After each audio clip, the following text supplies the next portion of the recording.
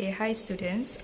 Actually, I would like to share one quite important tutorial related to how to calculate the stretch factor if we are having rifting in the crustal or lithosphere block. So kita nak tengok how much extensions that has been affected the crustal block. So I akan show you the video. So let's see. What we learned this morning, when we have the whole basins, the whole system of the basins going through the synreef and post-reef. So we have synreef and post-reef on top of the basin. What happened is the whole basin in the post-reef system, we have the higher, over here we have the whole influence of tectonics, and over here is less influence of tectonic, where we have the post-thermal thermal cooling. So we have the post-reef thermal subsidence. So we just imagine underneath the whole basins we have the crust. Okay, we have our crust over here. So in the crust itself, the blocks are faulted, right? Definitely we have faulted blocks over here. So imagine this crustal block. We can calculate the amount of extensions that involved in this crustal block. So initially the continental crust in the same size, and they breaks at the brittle point. So we have faults or joints over here. This is the brittle point. I put it in B as the brittle over here. So the distance between one blocks to another blocks are occupied by this. So once there is crustal extensions, definitely these brittle points will be faulted. So the joints now become cracked and fault. So when they have movements in a pure shear situations, the blocks will just move up as a rigid body like that. However, theoretically, this is what happened, but in a real life situation, we usually have simple shear. So remember, when we have Mackenzie model, it is based on the pure shear. So the Mackenzie model look at on the lithosphere, right? Lithospheric stretching. So the beta calculated for Mackenzie is based on this pure shear. So however, we know that it works with simple shear. So when simple shear works, it's actually the crustal block or the continental crust block are tilted and rotated. So in order for us to find how much is the extension formed during the deformations of this crustal block that form this domino style faults, we can use the angles of this, how much the blocks are tilted. So you can get the angles over here. So usually if we have this clearly image on the seismic data, that will be easier for us to calculate. So or not, we have to come up with this model. So the stretching factor beta can be calculated just simply by 1 over sin of the angles of the faults that has been tilted. So let's say you have fault that are tilted about 60 degree over here. So it's just replacing 1 over sin 60, and you're going to get the value of 1 over 116. That is the stretch factor for the crust. Okay, not for the whole lithosphere, not for the whole basins. The whole basins, we have to use the calculations using Mackenzie models. So just imagine, sometimes even in a simple shear situation, like over here, this is Domino's fault blocks.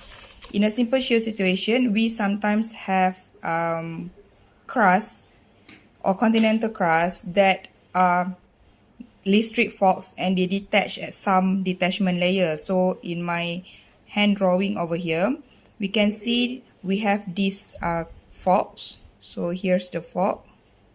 Okay, with movements, the downside and upside upthrown is on the left.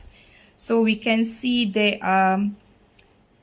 the layerings of the sediments deposited on top of this crust can be seen as this wavy effect or this fanning effect. So this is definitely syn reef situation. Okay, so the extensions that occur on the crustal block, so we have this crust over here and moho is here. So mantle is just downneath. So definitely somewhere here we're gonna have the swelling asthenosphere. Okay. So in order for us to calculate the extension that may also take place along this low angle detachment faults that crosses the whole entire lithosphere, what we need to do is use these equations where we have the crustal extensions, beta for the crust. We need to know the initial thickness of the crust, y is crust at naught. So this should be calculated with D is the initial thickness of, or is the new crustal thickness at the horizontal offset of the plate. So it's like so let's say this is 35 kilometer, which is the initial thickness. Usually it's 35 km as defaults, but depends on your area. Like in the opening of the South China Sea, in the center of the South China Sea, usually we use 31.2 km. So depends on your how stretched is your area. While D is the horizontal offset. Horizontal offset of the plate means how much the plate has extend.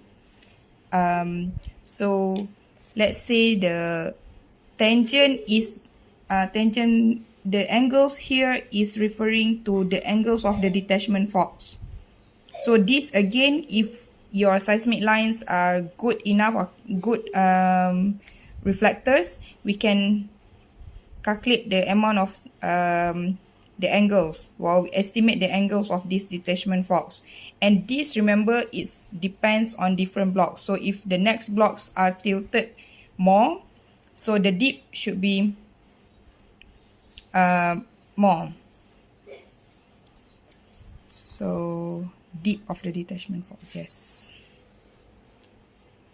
Actually, it's not this one, it's actually the dip, the dipping angles of this detachment fault. So let's say the dipping angle is 20 degree. Okay, what we need to do is we just plug in over here, so it should be 35 km over 35 minus so let's say the offsets is 50 times tangent 20. So this will be the value for the stretching factor for the crust in the detachment faults. Okay. So for this one, it will be around 2.1. Okay.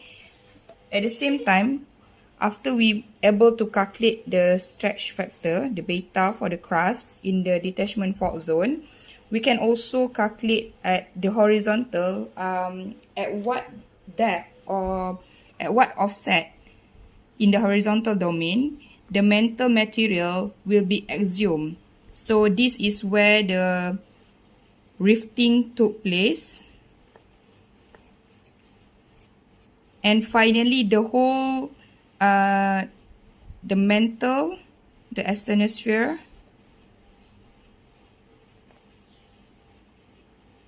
will be in touch with the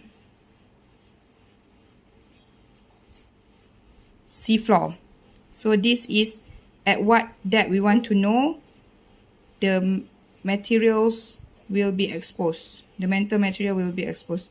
Actually not what depth, at what extension these blocks allows until the mantle materials rise up to the surface. So in order to know this, you need to use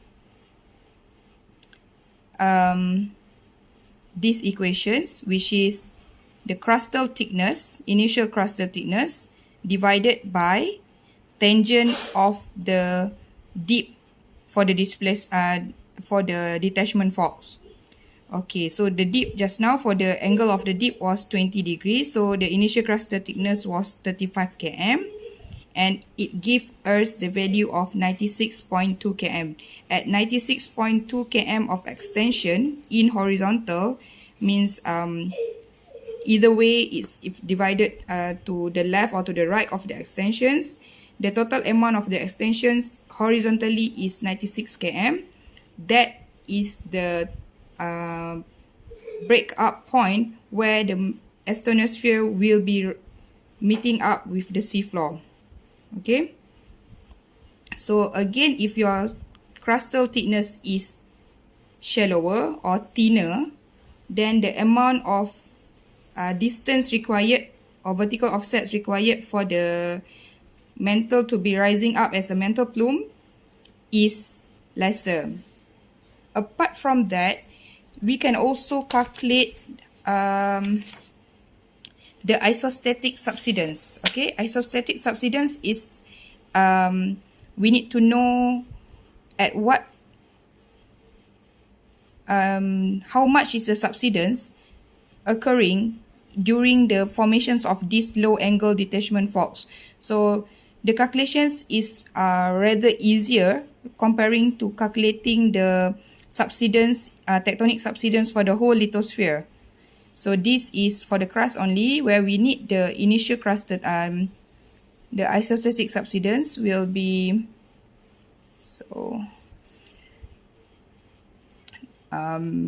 density of the mantle minus density of the crust, which this is usually default value 3,300 kilogram per meter cube, while density of the crust is usually 2,750 or 2,650, depends on the materials, if it's granite or peridotite and so on. And we should divide them with the subtraction of the density of the mantle with density of the sediment. At that density of the sediment, we take an average value for that basin. We times with the distance, the horizontal distance that we calculated just now, with the tangent of the dip angle. So here is one of the example where we have mantle density minus with crust density, divide by mantle density minus with sediment density, times with horizontal distance 50 kilometer, and times with the tangent of the dip angle. So what we have is 550 over 800.